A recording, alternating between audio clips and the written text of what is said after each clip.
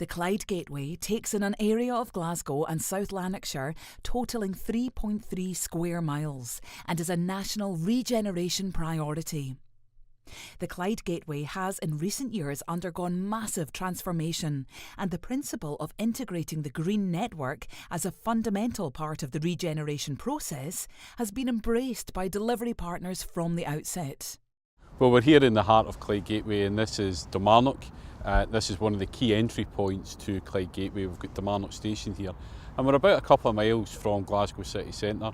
We're on the banks of the River Clyde, and we're in the heart of the Arena district, next to Celtic Park, the National Indoor Sports Arena, and at the very heart of the Commonwealth Games activity. And just a short distance along the road is where the Athletes Village is for the Commonwealth Games. We had 6,000 athletes and officials there during the Commonwealth Games.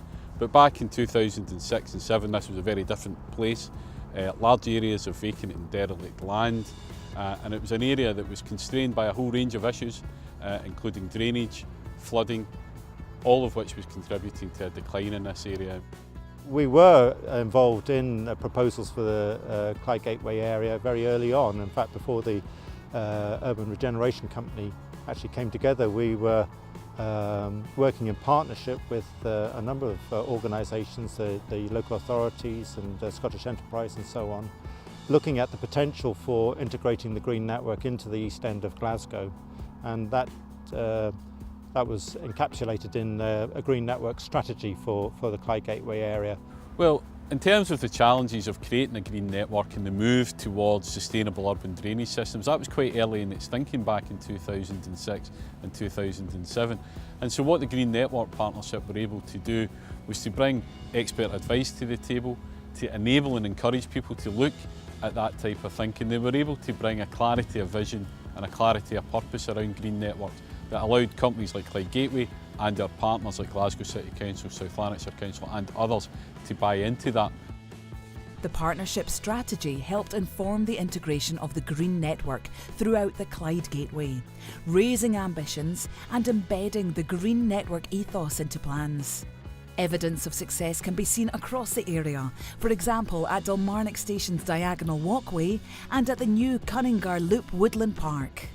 What Forestry Commission are doing is creating a new forest park in the heart of our area and in the heart of our city, and it engages people with the Forestry Commission and the work that they're doing, but they're doing it in a really new and exciting way. They're getting people closer to the river, they're getting people closer to nature. The proposal for the Cunningar Woodland Park emerged from the 2007 Clyde Gateway Green Network strategy developed by the partnership. Well, the Cunningar Woodland Park contains cycleways for all abilities and all ages. It contains a bouldering park, one of the first in Scotland. It contains paths for all abilities to walk. It's bordered on all sides by the River Clyde, and it's very hard to believe you're only a mile and a half from the city centre of Glasgow. It's an oasis, a woodland park where people can escape from the pressures of the city. GCV Green Network Partnership has a vision of delivering the green network right across the city region. And if we're going to realise that ambition, then we need to be able to see the green network delivered in new developments like we'll be seeing at Maiden Hill, and also in regeneration projects like we'll see at the Clyde Gateway URC area. And the case studies that we have here are good examples of how that approach has been realised.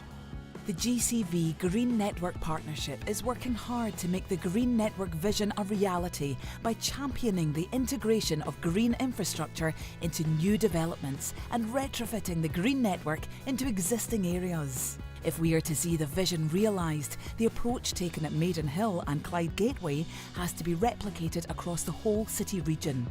Only then can we claim to have a truly integrated Glasgow and Clyde Valley green network.